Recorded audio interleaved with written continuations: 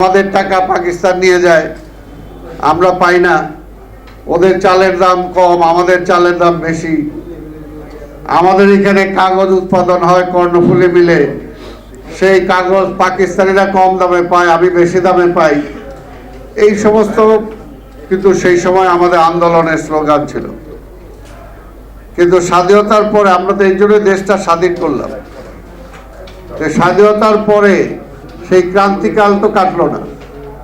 সেই সময় যারা নেতৃত্ব দিছে তারাই ক্ষমতায় আসলো, ক্ষমতায় আসার পরে মন্ত্রী তারাই হলো।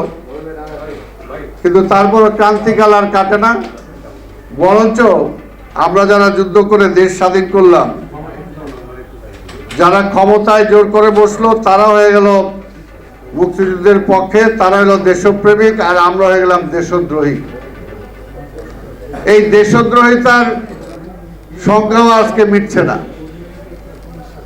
আজকে এখনো দেখবেন আওয়ামী লীগের মুখে একমাত্র তারাই দেশপ্রেমিক, তারাই মুক্তিযুদ্ধের পক্ষের শক্তি, আর সবাই দেশদ্রোহী।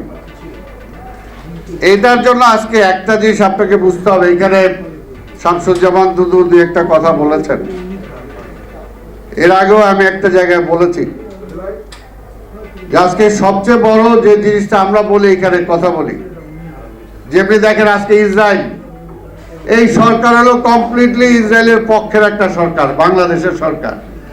আর মানুষের ধোঁকাবাজি দিতেছে যে আমরা খুব একেবারে মুসলমানদের পক্ষে আছি, খুব বলতেছে।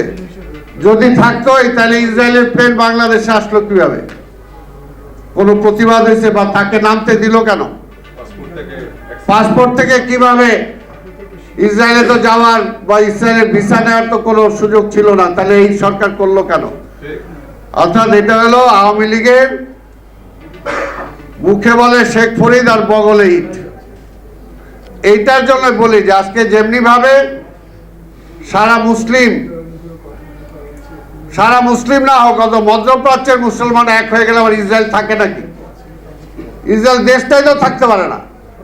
ঠিক তেমনি ভাবে আজকে আমরা যারা আজকে এখানে বিএনপি বা এখানে আমরা অন্যান্য দল যারা বলতেছি যে আমাদের স্বাধীনতা হরণ হয়ে যাচ্ছে, কারা স্বাধীনতা হরণ করছে, সেই বিশ্বাসী যদি আমরা বিশ্বাসী হই, সবাই একসাথে হয়ে যায়, তাহলে তো আওয়ামী লীগ মাইনরিটি হয়ে যায়, তাহলে তো মাইনরিটি হয়ে যায়। কিন্তু আমরা কি দেখলাম? যেমনি ভাবে আজকে স্বাভাবিকভাবে আমরা দেশের জন্য যুদ্ধ করেছি, দেশ স্বাধীন করেছে, আমাদের একটা পরিকল্পনা ছিল। যারা আমাদেরকে সহযোগিতা করেছে তাদের আর একটা পরিকল্পনা ছিল। কারণ আমি আমার পরিকল্পনা নিয়ে যদি সফলভাবে আগাইতে না পারি, তাহলে তার পরিকল্পনাই সফল হবে।